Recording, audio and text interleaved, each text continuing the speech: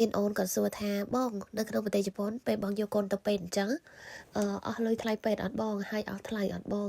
ចាអូនតម្លៃពេទ្យនៅក្នុងប្រទេសជប៉ុនគឺថ្លៃមែនទែនបើសិនជាយើងអត់មានធានារ៉ាប់រងណាចាជាទូទៅនៅក្នុងប្រទេសជប៉ុនសម្រាប់ក្មេងៗណាអូនចាគឺខាងសាលាស្រុកគេចេញជាกระดาษនេះហ่ะគេហៅថាហុកកែនអត្តនារ៉ាប់រងមួយស្លឹកហ្នឹងមកឲ្យយើងហើយទោះបីជាយើងមានធានារ៉ាប់រងពីខាងសាលាស្រុកហ្នឹងមែនក៏យើងទៅពេទ្យនៅតែអស់លុយដែរបើសិនជា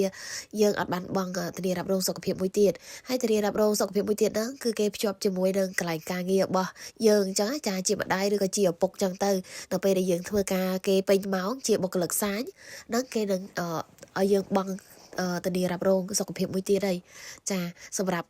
យើងហើយនៅគ្រួសារទាំងមូលតែម្ដងណាអញ្ចឹងតើតើយើងមានអាហ្នឹងមួយទៀតបានយើងទៅពេទ្យអត់អស់លុយទេគឺអត់មានអស់លុយសោះតែម្ដងប៉ុន្តែបើសិនជាអត់មានទេគឺអស់ថ្លៃមែនទែនដោយការខែ9អញ្ចឹងគឺប្តីបងគាត់ឈប់ធ្វើការនៅកន្លែងចាស់ហើយគាត់បដូរមកធ្វើការនៅកន្លែងថ្មីវិញអញ្ចឹងធានារ៉ាប់រងគឺគេផ្ដាច់ហើយកន្លែងចាស់គេផ្ដាច់ហើយកន្លែងថ្មី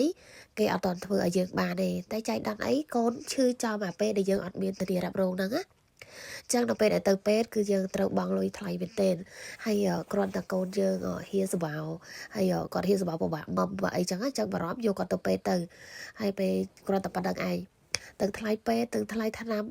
អស់10000 yen ហើយបើគិតជាលុយដុល្លារវាខ្ទង់65-66 ដុល្លារព្រោះឥឡូវលុយ yen វាចុះថោកហើយប៉ុន្តែគេក៏ទុកឱកាសយើងដែរគេឲ្យយើងទុកវិក័យប័ណ្ណហ្នឹងទៅដល់ពេលដែលយើងបានធានារ៉ាប់រងរបស់យើងនឹងមកគឺយើងអាចយកទៅបដូរបាននៅក្នុងរំលឹកពេលមួយខែគេទុកពេលយើងមួយខែដើម្បីយើងបដូរយកលុយយើងមកវិញណាប៉ុន្តែបើសិនជាមួយខែហើយយើងនៅតែអត់ទាន់បានកាតនឹងមកដើម្បីយកទៅបដូរទេអញ្ចឹងគឺលុយហ្នឹងគឺត្រូវទុកជាអាសាបងហើយគឺដាច់ហើយគឺយើងអាចយកលុយហ្នឹងត្រឡប់មកវិញបានទេដូចខ្ញុំអញ្ចឹងគឺចោលអស់10000 yen តែម្ដងដោយសារតែកន្លែងការងារប៉ាវាក្រចេញកាតឲ្យពេក